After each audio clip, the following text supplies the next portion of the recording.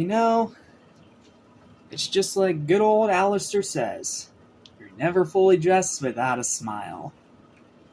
And that definitely applies here, because I have a huge smile on my face because I finally get to talk about a movie that I didn't get to talk about because I wasn't actually reviewing professionally when it came out. And now, 5 years later, just in time for its 5th anniversary, I can finally talk about it. I am over the fucking moon excited, as you can already see. This is a movie I've wanted to talk about for a while now, and originally I had like a whole Batman marathon planned where I was going to throw it in there. But that's when they announced a sequel, and the sequel, coincidentally, comes out tomorrow, 5 years after the original. And we'll talk about that when we talk about that. But for now, let's stay positive, because we're talking about the original. What's up? What's happening? What's going on? Welcome back to Anime Station, your message for anything and everything animation. Sorry, I'm so excited I can't even do my fucking intro right.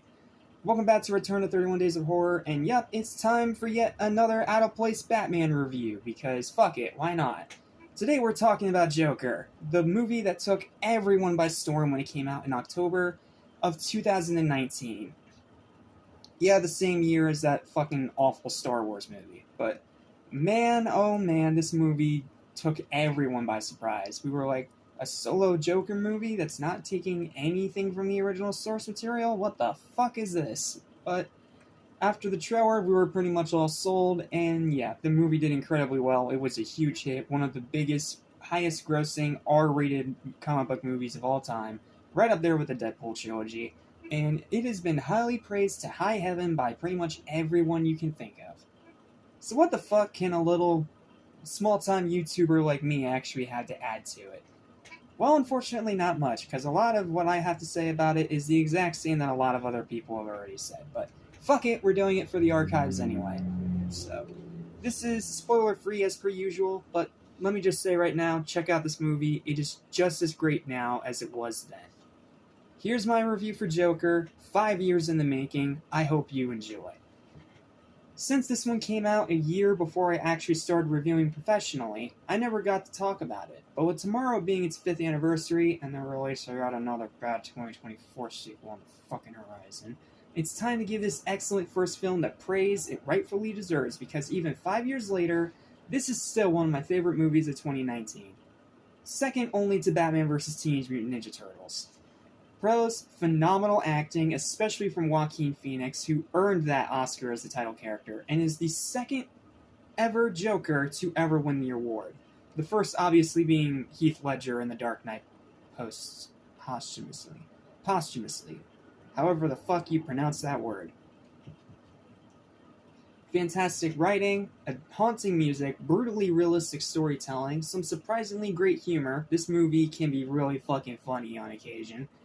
Very effective emotional moments, one of the best descents into madness ever portrayed on screen.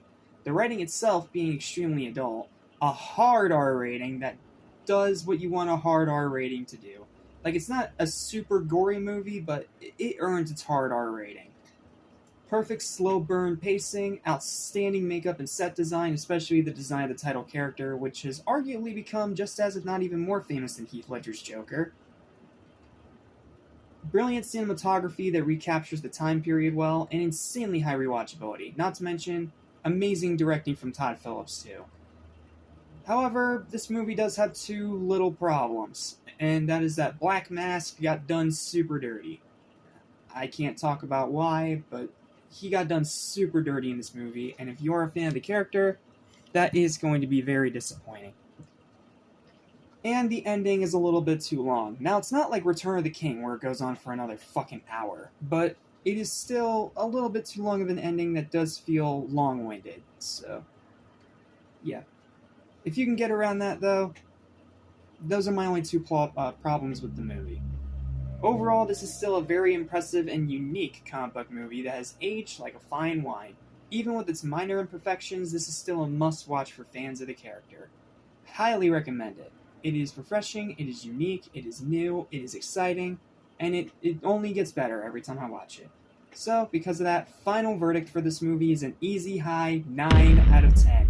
Check it out if you haven't already, and I'll see you guys tomorrow when we talk about the piece of shit sequel.